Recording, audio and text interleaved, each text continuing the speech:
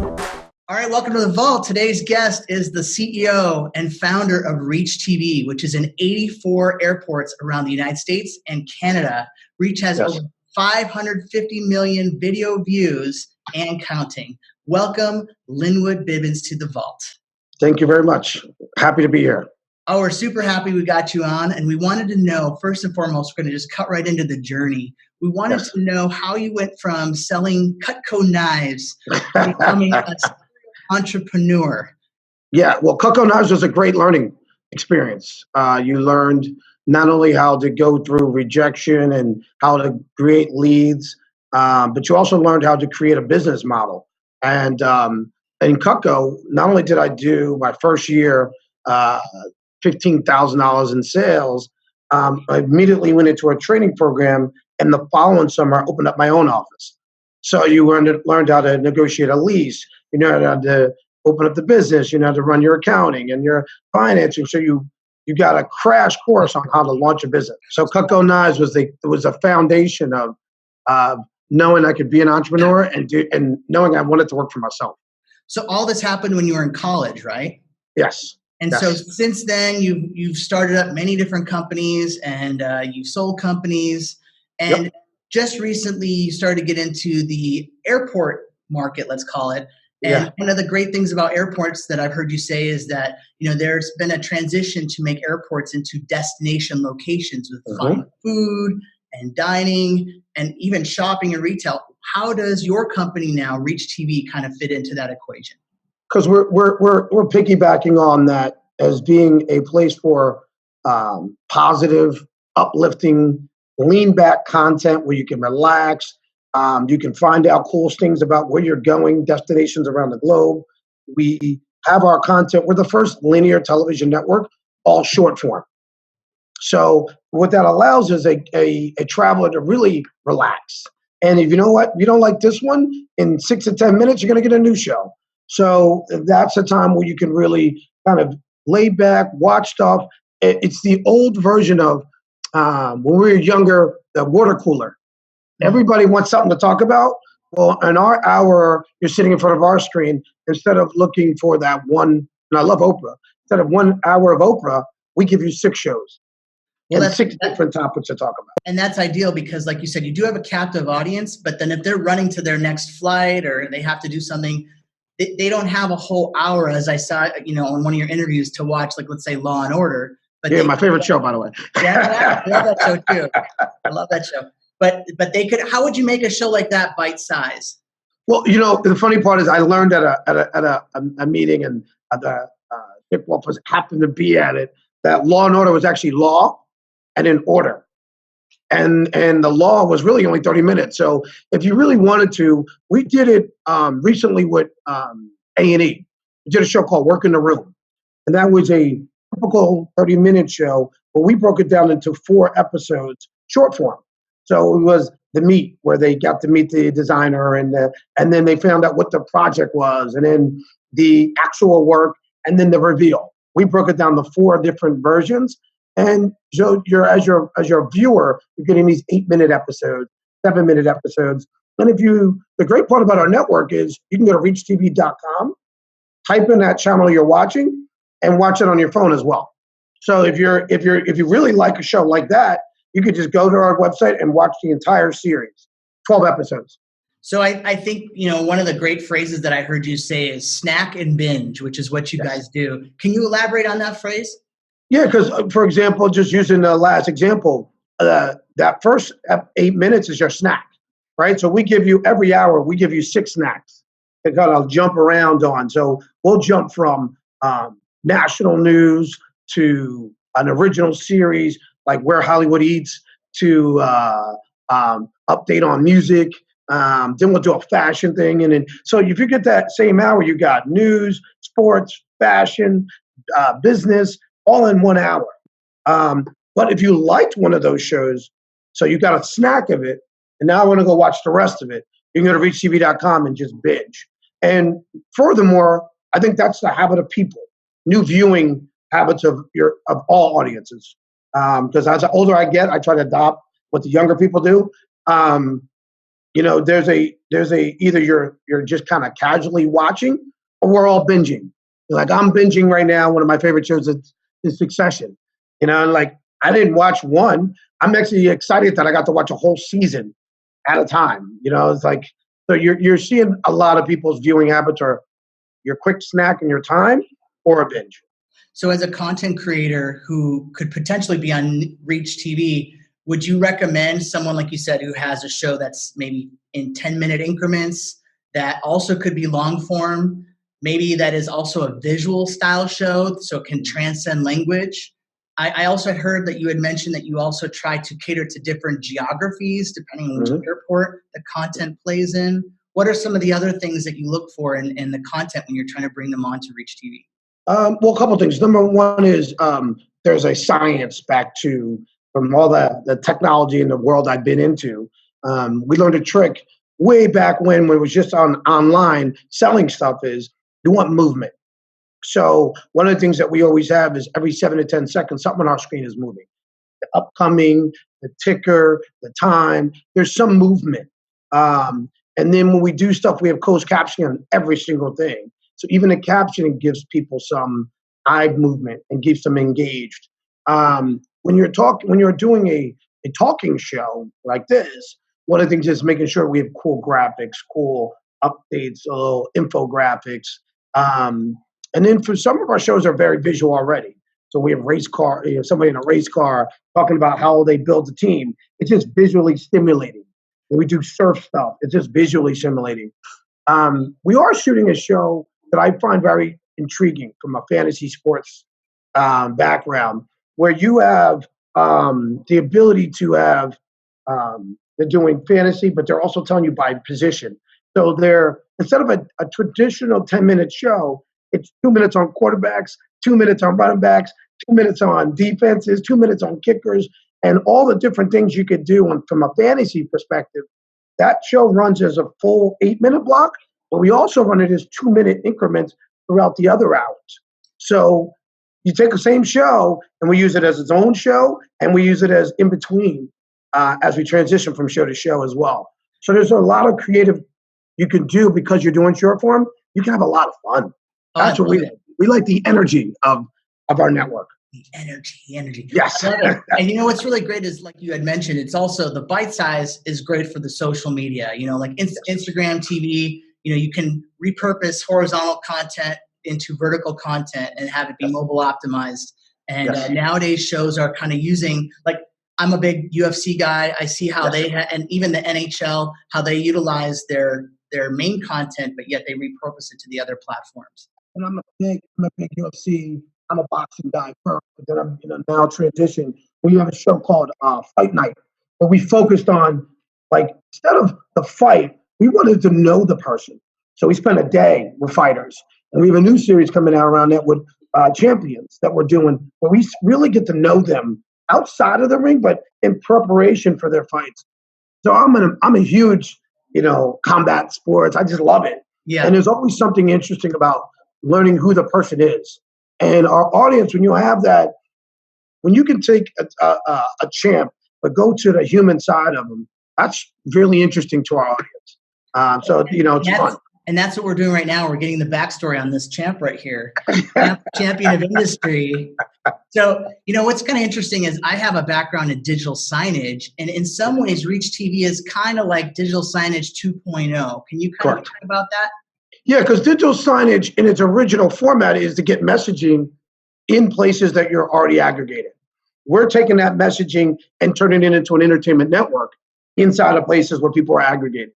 The best thing about launching this network, coming from a person that launched online platforms and other places, is when you launch from a signage and/or when we went to the airport, we said, what's the number one audience you want, and where's the most people aggregated that we want? They happen to be both the same place, the airport. Yeah, that's awesome. And instead of being a signage, we noticed that people are sitting. Average person in JFK is 150 minutes. So instead of focusing on a sign that just rotates around and the nice little rotation of 7 things, we wanted to entertain them. Mm-hmm. And what we've been able to accomplish is we've been able to notice that, if you entertain them, they watch. So our average viewer watches our network 37 minutes. And that was last year.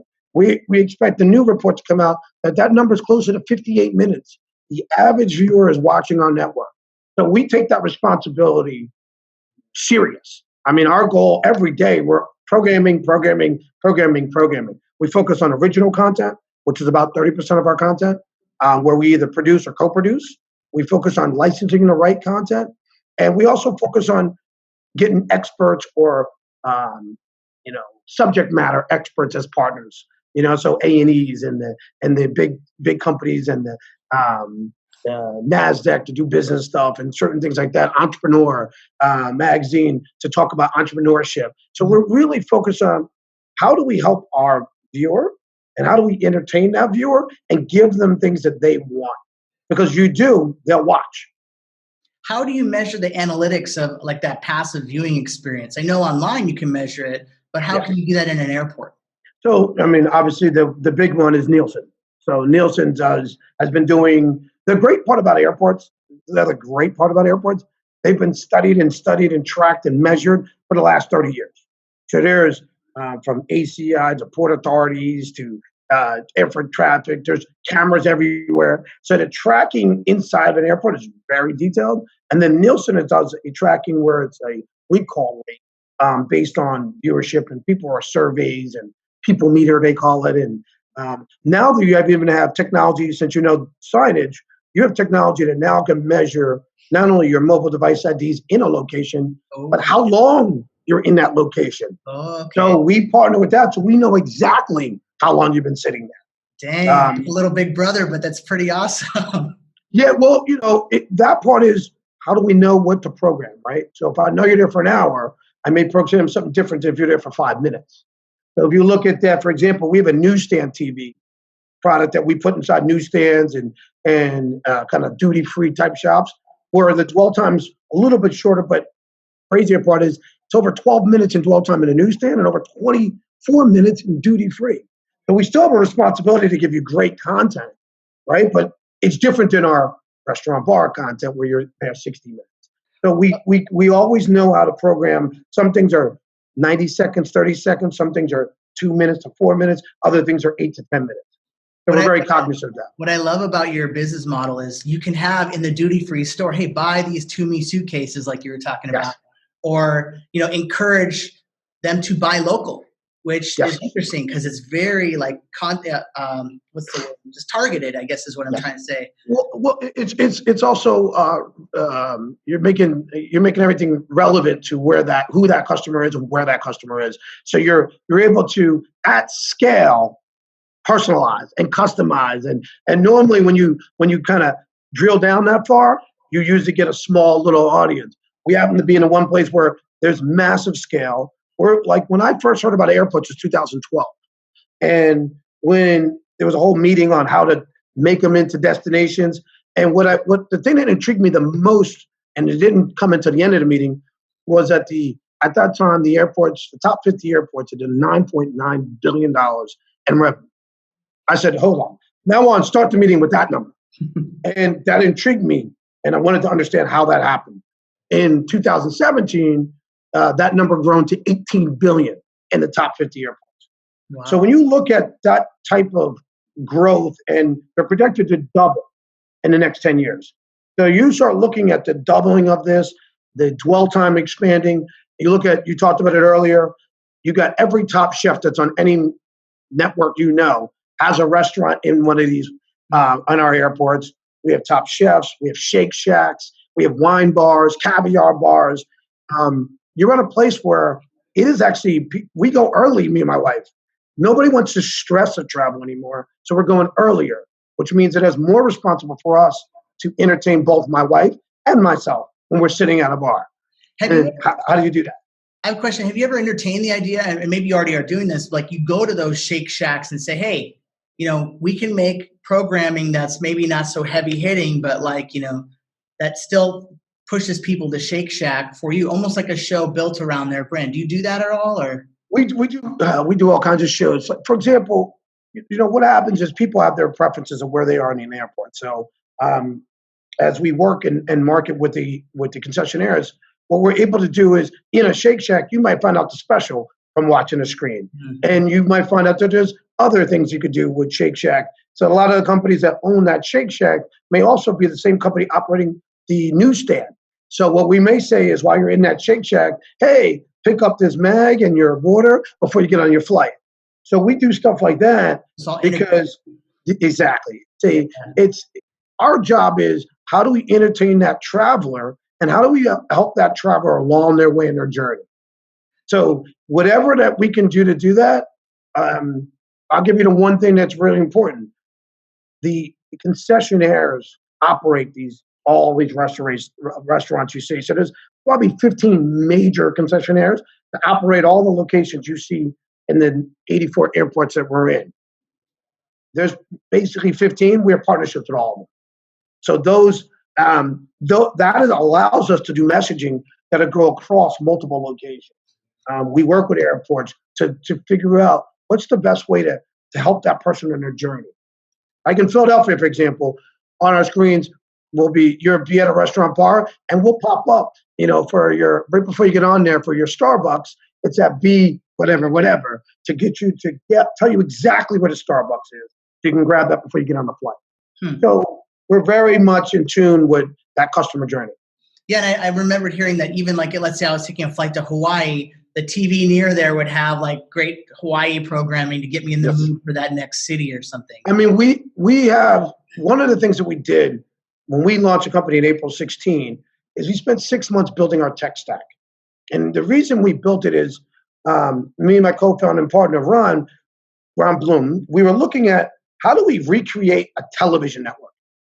Full on everything from the add-ins to programming grids to delivery mechanisms, because what we saw was one national feed does not work when you're talking about hyper local and to really target your content.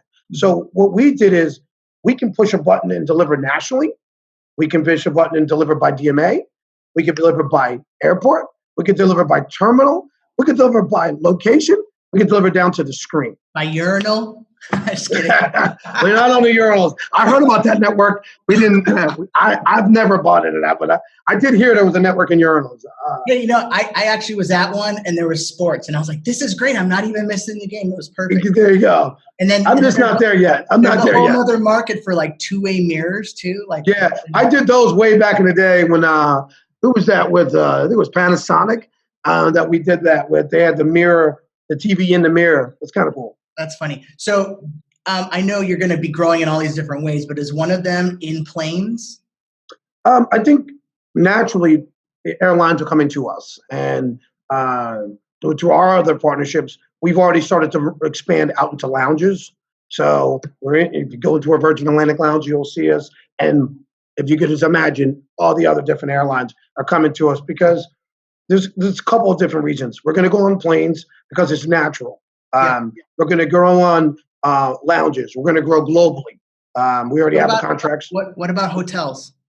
Hotels we were in already, and they were relaunching into hotels. The hotel experience, legacy platforms. But what we've been able to do is work with one of our partners to be able to pull that data like we do in every other part of our business in real time, so that our dashboard is still the same. So we have a standard of which we have to work with our partners, which is real-time reporting, granular data, being able to target New York different than DC, different than LA. So when we relaunch here in, I think it's 2 weeks, that entire system will be able to do that. So then we'll have 43,000 rooms in New York, in the New York area. I love it. So I know that this is a big process, but could you kind of map out for someone what it takes to create a television network from the ground up? I think first off, you would say it takes a team. Okay, it takes team. It takes ability to write a plan, ability to ask for guidance and reach out to people with that knowledge, expertise. It takes a little trial and error. It takes a little bit of, it takes a bunch of collaboration. So when we were building all this, was well, this one doesn't work or this doesn't work. This try. How do we do this? Here's a tech that worked. And at the end of the day, one of the technologies we used was something that I used back in 2006, delivering into Dover Downs, with the localized delivery, because our one thing we wanted was, if you walk through a typical airport, I'm not going to name the company's name, but about 25% of their screens are off because it comes into a satellite, and there's a lot of kind of interference that happens in an airport. It's not their fault, it's just what happens. Yeah. So we wanted to have, how do we guarantee that our network is always up? So when we put what we call a puck behind every screen, it was way more expensive to deploy that way, but it gave us the ability to serve it locally. So we deliver to our puck, and then our puck to the screen. Are those all hardwired, or are they Wi-Fi? Or combination, hardwired, Wi-Fi, all IP delivered is the key phrase. And the nice thing is, when we deliver to our puck, it has its own hard drive on it. So we load up that puck. So if for some reason the IP got disconnected, you as a viewer wouldn't know. Our network is still running. We still have over a day's worth of content running on there. Oh, yeah, it's like a buffer. Exactly. So it's a localized delivery. Yeah. And that way, we wanted to have one thing. We wanted to be able to say we're always on. Yeah. Well, that's great. So, and I know you touched on this earlier, the fact that you can change programming because it's cloud-based. Like, I mean, I know at digital signage, you could literally just pull over on the car if your client says, hey, change this, and like just get in and be like, all right, done.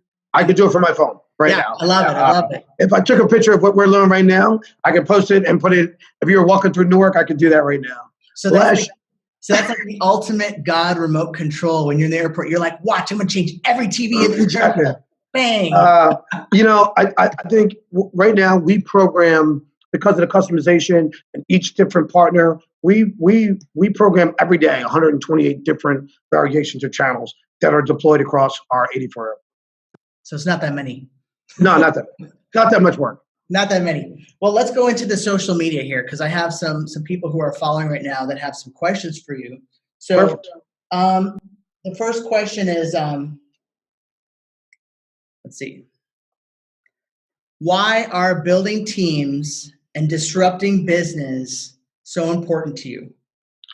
Well, building teams are important because I don't think anybody accomplishes anything by themselves. Anybody tells you that did that is not acknowledging the fact that somebody helped them along the way. So for me, building teams is how you make sure that your innovation is always accurate. Yes, you're going to make a decision to go forward as a CEO, but you always want to build a team so you can have differences of opinion. Why is disrupting so important to me? Because I always look for where the issues are and see if I can solve them. Because if you can solve a problem that other people can't, that inherently builds value. That's kind of why I always do it. And you can build businesses that become under 200, 300, $400 million businesses very quickly if you're able to solve it and execute. I love it. All right, the next question is, how do you define the following 4 words? Success, failure, confidence, and sacrifice. Entrepreneur. I mean, there you go. All those things happen on a daily basis, right? So if you look at the success, you're going to have wins every day, and we celebrate them. We text and Slack and do things to celebrate them. You have failures every day, and you have to be able to acknowledge that. But I think in your failures, you learn a lot. So our failures led us to the best way to deploy our network.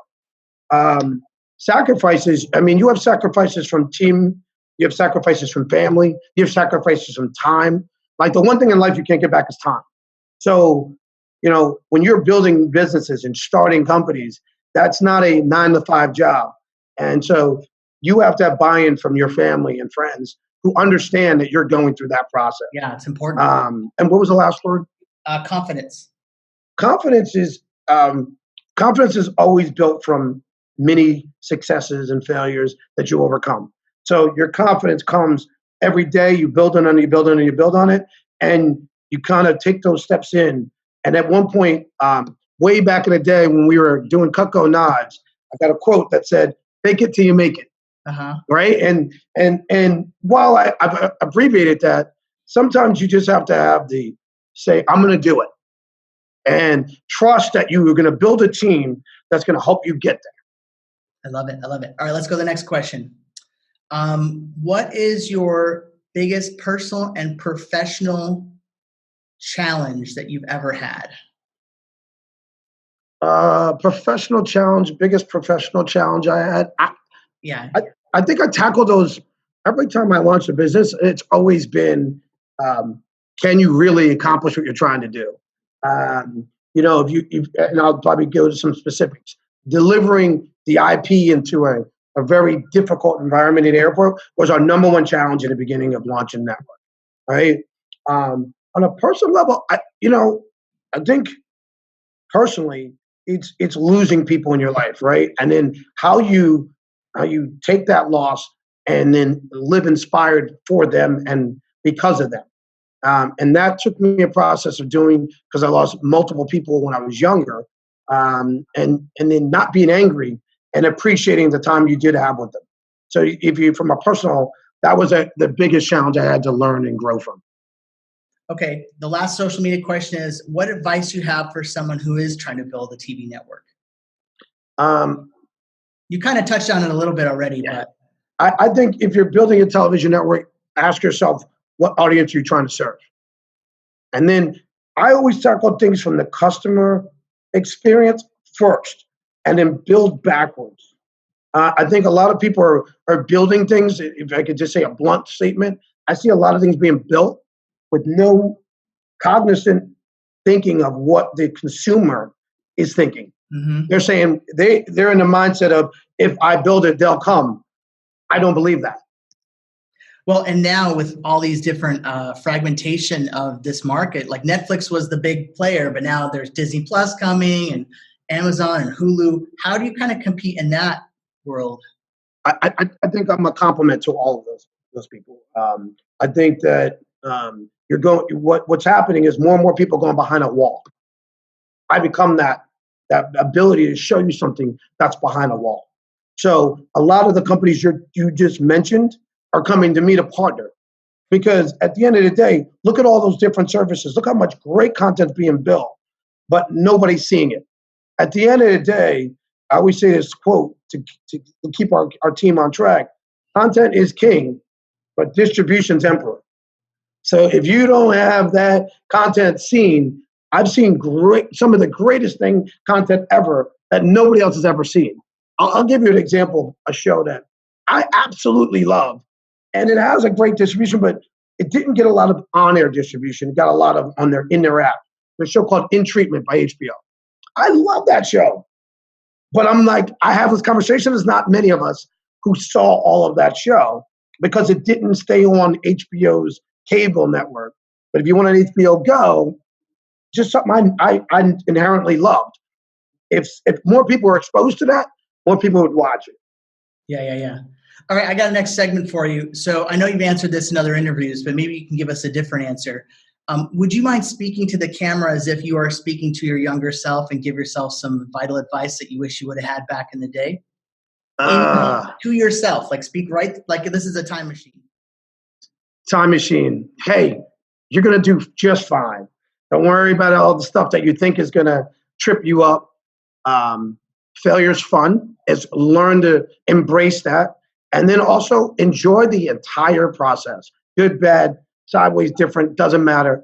Actually enjoy it, because that's the moments where you build long-term relationships. I love it. All right, well, our next segment is called Vault Secrets. So we actually are in a real vault right now. This is like a 500 square foot concrete reinforced vault with some priceless paintings. We brought in a couple other accoutrements to just kind of make I see this. But, our goal in this show is to unlock the secrets to success. And we want to know, what are your vault secrets to accomplish that goal? I think there's one that I think I've just done it and never really vocalized it. One was taking care of yourself. It's kind of funny that a lot of my friends will make a joke, like, you're up at 5:20, you're in the gym. And to me, it's a part of my life. But I also notice other people aren't doing that part. At the end of the day, if you can't, I owe it to the rest of our team and our company to be here, right? And to really spend that time mentally and physically disconnected from work. And I think sometimes we get so caught up that we don't find time for ourselves. And if the better you are, and you mentally, physically, everything, the more you can give to everybody else. So that's one thing that I just did, but never really put any kind of framework around it until recently. It's very easy to neglect your own personal physical and mental health because, like, as entrepreneurs, I mean, I totally get it. Yeah. Every day you're in this rat race and you're just so focused to grow, and go. But yet you just don't give yourself that time to just kind of catch up and just take. I mean, one of my best discoveries ever was, and it was because I was a little injured, was hot yoga, which led me to another discovery, which was Headspace. And, it doesn't, I'm not a guy who could do regular yoga because I'm not into all of that. I like the hot yoga for a reason. For that hour or 90 minutes, my brain is turned off. I'm only focused on one thing. Can I breathe and get the hell out of here? And when I do the Headspace, I take that 10 minutes or 20 minutes, and it's just a way of, again, deep breathing, relaxing, and letting whatever your thoughts go in and out. And there's some clarity comes to that. I always say that hot yoga is like a stuffed file cabinet. And then when you go to a hot yoga class, what happens is they open a drawer up. And when it's over, a bunch of files are gone, and it closes pretty easily. And because your brain doesn't have all that crap in it anymore. So it allows you to reorganize your brain. And so I think those type of little things are just invaluable. You can't even put a number on how valuable they are to an entrepreneur or to anybody. So I got two more questions for you, three actually. The next one is our segment called Prized Possession. So, a lot of people think their prized possession are these things right here, but really I think it's the knowledge that you can get from shows like this, from people who have done great things. What is your prized possession? I would say if the first thing that popped in my head is my son, right? It's like I think sometimes I just amazed at what he's able to accomplish, what he does. It's like way more athletic than I could ever be. And just watching him accomplish his goals in life has been, I'm blessed every day that I'm alive because I'm able to see that. And he's able to see that I'm there to see that. So that I've been blessed. My wife is, we both work hard, play hard. We have a lot of fun. It's nice to find somebody who's on the same wavelength as far as we know what we want to accomplish from a business standpoint. We also know we want to have a lot of fun. So we've been friends for a long time, and being married has been fun.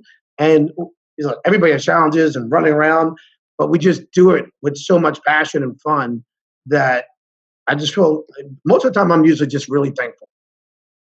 I love it. It sounds like you just identified your why. Like, why do you try so hard, push so hard? It's for your family and, family, friends, communities. I think there's a lack of inspiration that I'm inspired by many people all the time, but I don't see people articulating that backwards. And I think there's a lack of just bringing energy to a room, bringing energy to whatever you do. Like, I think that's contagious. I remember when you talked about Cutco Knives, Rick Castro was manager that brought me in. We're still friends to this day. Literally just talked to me the other day. And what they did in Cutco, when you first came in, it was a lot of clapping, a lot of energy. And I don't ever forget how your mind changes when you're in a good mood and how much more you're able to accomplish. I'm over there calling people friends and family, getting meetings. I didn't even know what I was doing. But the energy seeps through that phone. It goes through whatever you're doing. I love it. So our show, as you know, is once again trying to find experts in their field in business, sports, and entertainment, and once again unlock the secrets to success. Would this be a show that you could see on Reach TV? And if so, how could we make it happen? Yeah, well, there's many ways. The show is great. And I think that the way that you could do it is we would take the show and we would cut it into, just like you asked the questions. Each question would be its own segment that we would run in between. The other thing we would do is, and we didn't touch on it too much, but we have a social network. We call it reachtv.social. We have over 38 different influencers. And those influencers aren't just young people. They're people that were experts in their different fields. And we have over 150 million fans across that network. we would syndicate that across that, because in that network, they're looking for inspiration. They're looking for people that they can then go to look to as almost a mentor through your show. So there's shows out there right now who have now turned into the mentor for entrepreneurs and mentor for people in corporate America trying to figure out ways through it. So with that said, are you willing to be a mentor to people in our audience? Of course, all day. That's why we're here. I love it. I love it. All right, that's it. Let's just wrap it up with asking you the last question, which is, where can we find you on the internet or online? I'm in LinkedIn. I've been a member at LinkedIn. I was one of the first 100 members. I was that long ago. Twitter, that's where I do my personal. I make comments. I'm not bashful about it. Facebook, Instagram, I'm always around. All the same handle? Same handle, yeah. I don't know how to use. I'm not the MySpace. Even though I was on that, even then I was the only person using my real name, so I never do any of the other stuff. I go by Lynnwood Bibbens. First and last name, right? Yep, first and last name at Lynnwood Bibbens. Perfect. So we'll put that on the lower graphic so people know. Yeah, I think it maybe Lynnwood Bibbens 1 at Twitter or Instagram, and Lynnwood Bibbens, and LinkedIn is just my name, and Facebook's just my name. Perfect. Well, it's been a pleasure having you on our show. You've definitely given us a lot of insights on starting a network, as well as a lot of the other different thoughts and processes that you've had to go through to create this great entrepreneurial venture that now has really blossomed. I love it. So thank you so much, and we look forward to let's have some other shows down the road. I think this is 100%. Maybe you should get some of my partners. You get some of our leaders inside of our company. There'll be some good people that have come at it from a different angle. It may be really interesting for you to see. My partner was a musician, so it'd be really interesting for you to go from that to this. You know what I mean? So it's a very interesting work. We're in. Well, yeah, just give us a hit list and we'll hit them all up. Done and done. All right. Thank you very much. I appreciate it. Great having you on our show. All right. Bye-bye. All right, so if you guys want to be a guest on this show, we would love to have you. We're looking for people, once again, top in the entertainment, sports, and business industry, inspirational content, people who are movers and shakers. We want you on our show, and thanks again for watching The Vault.